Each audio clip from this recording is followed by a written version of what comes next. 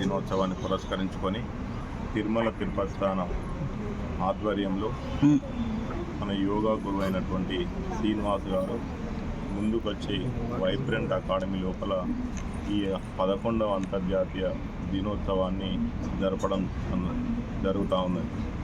అయితే మీ అందరికీ తెలుసు, ఈరోజు యువత కావచ్చు, సమాజం కావచ్చు, చెడు అలవాట్లకు జంకు ఫుడ్కు అలవాటై ఆరోగ్యం దెబ్బతిన్నటువంటి పరిస్థితులు ఉన్నాయి. ఈ క్రమం లోపల సమాజానికైనా విద్యార్థులకైనా యోగా అండ్ మెడిటేషన్ను ప్రతిరోజు వాళ్ళు డైలీ యాక్టివిటీస్లో దీన్ని భాగం చేసుకోవాల్సినటువంటి అవసరం ఉన్నది. మనం చూస్తూ ఉన్నాం, ఈరోజు 8th, 9th, 10th క్లాస్ పిల్లలకు ఒబెసిటీ, బీపీ, షుగర్ లాంటి రోగాలు వస్తూ ఉన్నాయి. నెక్స్ట్ హెడేక్ కావచ్చు, మైగ్రేన్ లాంటి డిసీజెస్ వస్తూ ఉన్నాయి.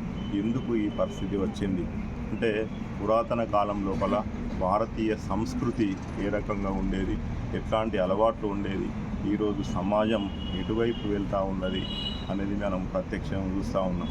కాబట్టి మన ప్రధానమంత్రి నరేంద్ర మోడీ గారు ఇట్లాంటి మంచి కార్యక్రమాలను ఈ సమాజానికి తీసుకురావడం శుభసూచకం. మేము ఈ వైబ్రెంట్ అకాడమీ స్థాపించినప్పటి నుండి కూడా విద్యతో పాటు వీళ్ళకు కో కరిక్యులర్ యాక్టివిటీస్ ఉండాలి, వాళ్ళు మెంటల్గా స్ట్రాంగ్గా ఉండాలనే ఉద్దేశంతో ప్రతి ఆదివారం ఉన్నటువంటి ఈ 5 క్యాంపస్ల లోపల yoga and meditation every Sunday రోజు మేము ఒక 1 hour నిర్వహిస్తూ ఉన్నాం. దీన్ని మేము రానున్న కాలం లోపల కూడా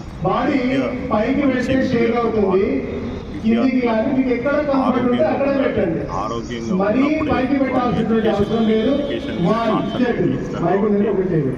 యోగా గురు శ్రీనివాస్ గారి ప్రోత్సాహంతో మేము ఈ కార్యక్రమాన్ని కంటిన్యూ చేస్తాం. సమాజానికి యోగా వల్ల జరిగేటువంటి లాభాలను వైబ్రెంట్ అకాడమీ కంపల్సరీ మేము దీన్ని వ్యాప్తింపజేయడానికి కొంతమంది తెలియజేస్తా ఉన్నాను. Rajender Reddy, vibrant academy. Thank you very much. నా పేరు పోషాల శ్రీనివాస్.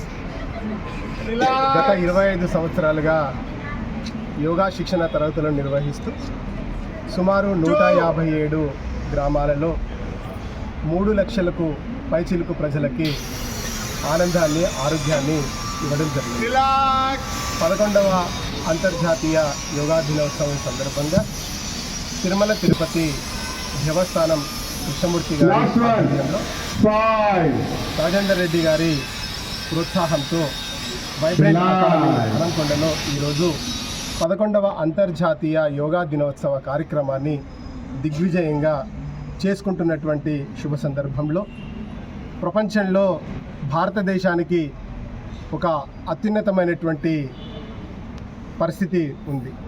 ఈ దేశంలో పుట్టినటువంటి యోగా ఈనాడు అంతర్జాతీయ యోగా దినోత్సవం కారణంగా విశ్వవ్యాప్తమై ప్రతి ఒక్కరు కూడా చేస్తున్నటువంటి శుభ సందర్భంలో రాబోయేటువంటి రోజుల్లో ప్రతి వ్యక్తి కూడా తమ దైనందిన జీవితంలో ఉదయం 30 నిమిషాలు ప్రాణాయామ, ధ్యానము, సూర్య నమస్కారాలు చేసినట్లయితే ఆరోగ్యవంతమైనటువంటి సమాజం నిర్మాణం జరుగుతుంది.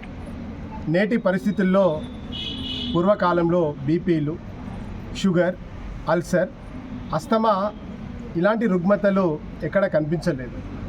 కానీ ప్రస్తుత పరిస్థితుల్లో ప్రతి ఇంట్లో బీపీ పేషెంట్, క్యాన్సర్ పేషెంట్, ఇలా చెప్తూ పోతే అనేక రుగ్మతలతో అనేక మంది బాధపడుతున్నటువంటి సందర్భంలో ప్రతి వ్యక్తి కూడా యోగాని ఒక భాగంగా తమ జీవితంలో చేసినట్లయితే ఆ రుగ్మతలు దూరమై ఆనందమయ జీవితంతో పాటు కుటుంబం మొత్తం కూడా ఆర్థికంగా కూడా ఎదగొచ్చు అనేటువంటి విషయాన్ని ఈ సందర్భంగా తెలియజేస్తున్నాం.